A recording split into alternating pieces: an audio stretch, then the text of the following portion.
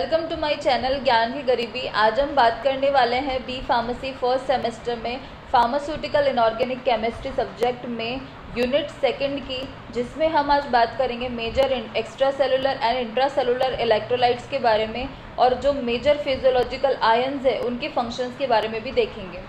सो इसके पहले इसके जो नोट्स है वो हमने नीचे डिस्क्रिप्शन बॉक्स में इसका लिंक दे दिया है, तो आप वहाँ से जो है डाउनलोड कर सकते हैं।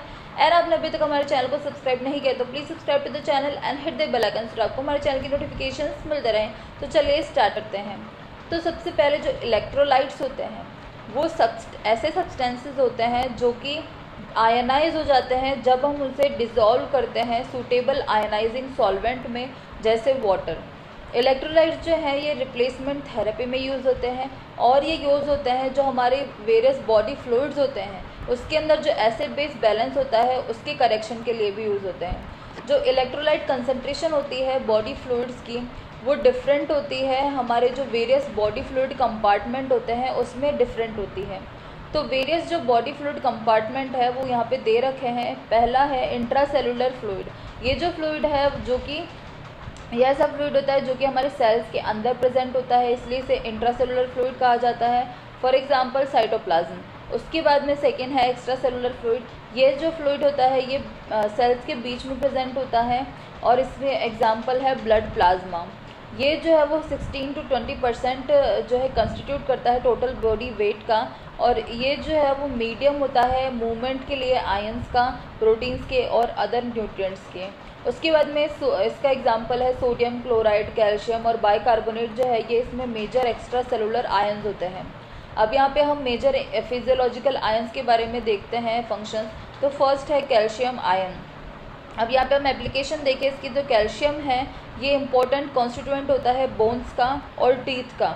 ये हम जानते हैं बोन्स और टीथ जो है वो कैल्शियम से ज़्यादातर बने हुए होते हैं। और सेकेंड है ट्रांसमिशन नर्व इम्पल्स का अक्रॉस द साइनेप्स। ट्रांसमिशन में भी जो है ये हेल्प करता है नर्व इम्पल्स का साइनेप्स के अक्रॉस में। तीसरा इसका एप्लीकेशन होता है ब्लड क्लॉटिंग में। और फोर्थ इसका एप्लीकेशन होता है जो मसल कॉन्ट्रैक्शन होता है और मेंटेनेंस होती है मसल टोन की, उसमें भी जो है इसका रोल होता है। इसके बाद में सेकंड जो आयन है वो है मैग्नीशियम आयन। ये second most abundant intracellular cation होता है।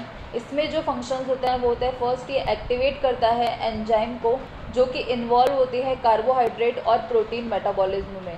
उसके बाद में दूसरा है कि ये ऑपरेट करता है जो सोडियम पोटेशियम ATPase जो पंप होता है उसको भी ये जो है वो ऑपरेट करता है। तीसरा मैग्नीशियम आयन जो है ये इन्वॉल्व होते हैं पैराथायरॉयड हार्मोन के सिक्रेशन के लिए। और फोर्थ मैग्नीशियम आयन जो है प्ले करते हैं इंपॉर्टेंट रोल न्यूरोमस्कुलर एक्टिविटी में, मायोकार्डियल फंक्शन में और टीथ बोन की फॉर्मेशन में। इसके बाद में थर्ड है आयन वो है सोडियम आयन। सोडियम आयन जो है ये डिस्ट्रीब्यूटेड होते हैं एक्स्ट्रा सेलुलर फ्लूइड में, और इसके फंक्शंस है फर्स्ट ये मेंटेनेंस करते हैं फ्लूइड इलेक्ट्रोलाइट बैलेंस का। दूसरा ये रिस्पॉन्सिबल होते हैं CO2 ट्रांसपोर्ट के लिए, सेल मेम्ब्रेन परमेबिलिटी के लिए और एसिड बेस बैलेंस के लिए। और ये जो है वो ट्रांसमिशन में भी यूज़ होते हैं नर्व इम्पल्स के। और फोर्थ ये जो है वो ऑस्मोटिक जो प्रेशर होता है हमारे कई बॉडी फ्लूइड्स का उसके भी मेंटेनेंस के लिए यूज़ होते हैं। और फिफ्थ है ये जो है वो मेन सोर्स होते हैं हमारी बॉडी का जो कि यूज़ होता है कुकिंग स्टेबल सॉल्ट में। इसके बाद में है fourth potassium ion. Potassium ion जो है ये मेजर इंट्रासेलुलर कैटायन होता है जो कि प्रेजेंट होता है 23 टाइम्स हायर देन मतलब 23 टाइम्स ज़्यादा प्रेजेंट होता है एक्स्ट्रा सेलुलर फ्लूइड में हमारी बॉडी में।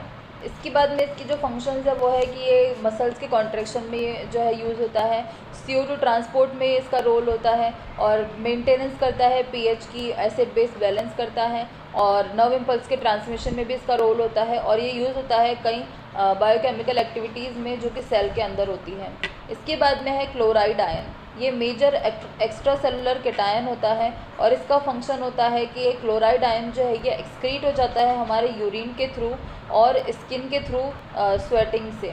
उसके बाद में सेकेंड है कि ये मेंटेन करता है प्रॉपर हाइड्रेशन। ये रिक्वायर्ड होता है प्रॉपर हाइड्रेशन को मेंटेन करने के लिए और नॉर्मल कैटायन एनायन बैलेंस को मेंटेन करने के लिए।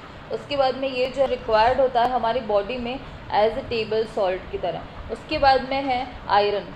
आयरन जो है ये इंपॉर्टेंट कंपोनेंट होता है हीमोग्लोबिन का, जो कि एज अ कैरियर जो है वो एक्ट करता है ऑक्सीजन का ब्लड के अंदर। उसके बाद में ये जो है वो चिल्ड्रन के ग्रो होने के लिए नेसेसरी होता है प्रेग्नेंट वुमेन के अंदर।